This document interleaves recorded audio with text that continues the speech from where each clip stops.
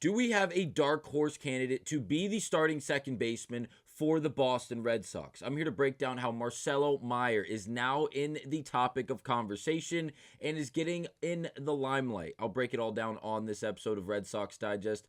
But first, please do remember to subscribe to the channel, as 84.5% of you guys currently watching this video aren't currently subscribed. We do appreciate the love and support, so thank you guys. But now let's get to it and break down how there might be a dark horse for second base. Now, we've had this conversation a bunch this spring about whether it's going to be David Hamilton, Vaughn Grisham, as well as possibly Christian Campbell, the young prospect. But now, as of late, it seems like there is another opportunity for another prospect to end up being on the opening day roster. Now, before I break down the quotes and all the numbers and everything else, I'm going to say I think it's very unlikely that Mayer is going to end up being the opening day starter at second base for the Boston Red Sox. And the reason I say that is, well, actually there's a few. The first one is because we are still left-handed heavy if we bring up Mayer and put him at second base. The good component about Christian Campbell, one of them I should say,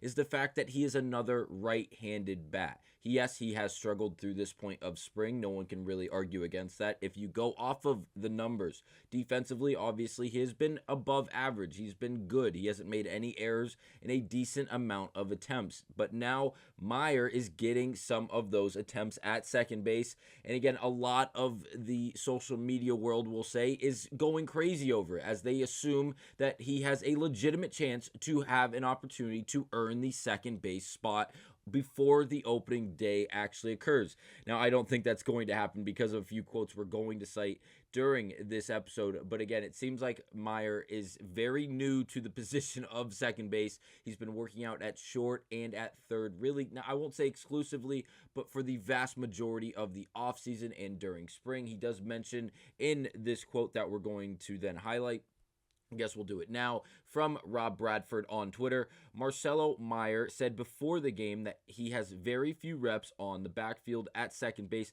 before being summoned to play there yesterday and today. Listen to Mayer talk second base. And again, there's a link there that will be down in the description if you guys want to go listen to it. It's about a 4-minute interview between Bradford and Mayer. It's really, really good. It's just him discussing how second base is going, how long he's been working on it, if he even has been working on it, and really just what's the feel, what's the ideas going into these reps, how do you feel about possibly playing second base. And it's a really, really good piece of information. Shout out to Bradford for that, as well as this tweet that we're going to cite from Alex Cora, as again Bradford goes on to say, Cora said on Marcelo Mayer playing second base today being possible preview of season, quote, everybody has a shot, end of quote from Alex Cora. This is huge. And again, obviously Cora probably has his mind made up of where he's going to go for second base. But if he sees something that he really doesn't want to turn away from, it seems like he's giving Mayer the opportunity to really make a definitive statement going into opening day, saying, hey, I'm the guy. Like, if you look at the numbers through spring, Mayer has by far and away been one of the best players through spring for the Red Sox. And that might seem crazy because he's a 22-year-old kid. And again, he's only in, his second spring training. He's been a monster this spring. There's no way around it. He's batting over 300. He has 11 hits in 32 ABs, 6 runs, 1 home run, and 10 RBIs with no stolen bases. But again, the idea is the same. He has been a monster at the plate. He is batting at a very efficient rate, And again, defensively, whether he's at short, whether he's at third, whether he's at second, he's been pretty damn good. Now, obviously, the reps do matter. The amount of reps do matter. And because there isn't a whole lot of them, we can't say he's definitively going to be a great second baseman or a great third baseman, if you will, because a lot of the reps are coming at short because that is his outright position, if you will. The majority of the games played this spring have been at short. If you notice, the one darker gray column there is, again, 10 games played at shortstop. The row just above it, the 4 games at third, and then just above that, you see the 2 games at second. Again, not really a lot of reps anywhere else outside of third base, but again, showing that he does have the capabilities, being up for the challenge. And again, always willing to go out there and attempt to do something at the highest level. He claims to be a very good athlete, which obviously is no surprise. But again, it's something that he does mention in this really interview, if you will, with Rob Bradford.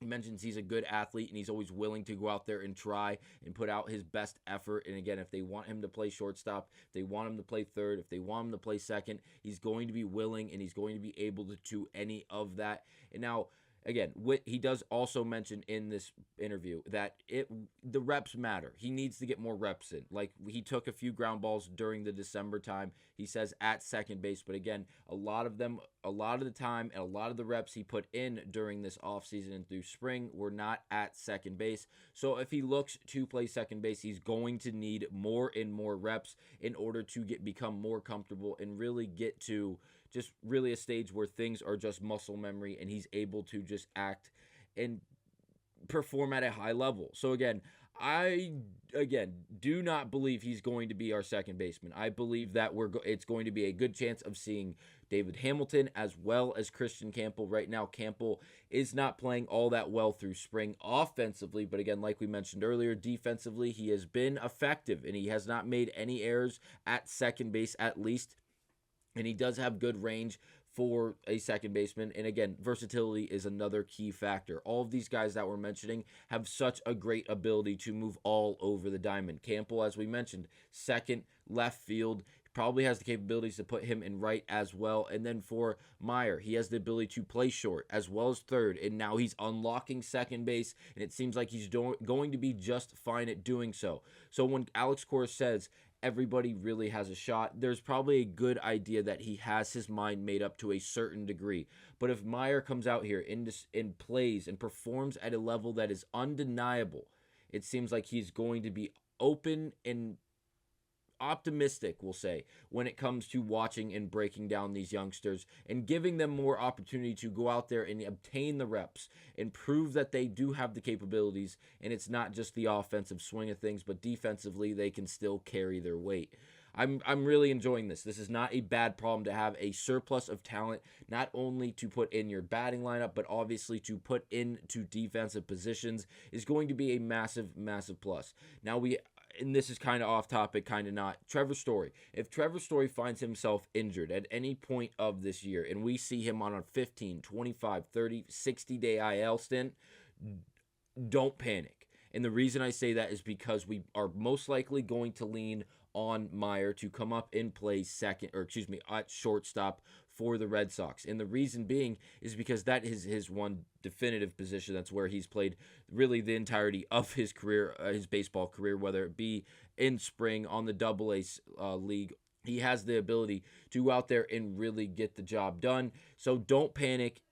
Have faith in these youngsters. Have faith in Alex Cora. And I think we are going to be just fine. Thank you guys for watching, and I'll see you guys on the next episode of Red Sox Digest.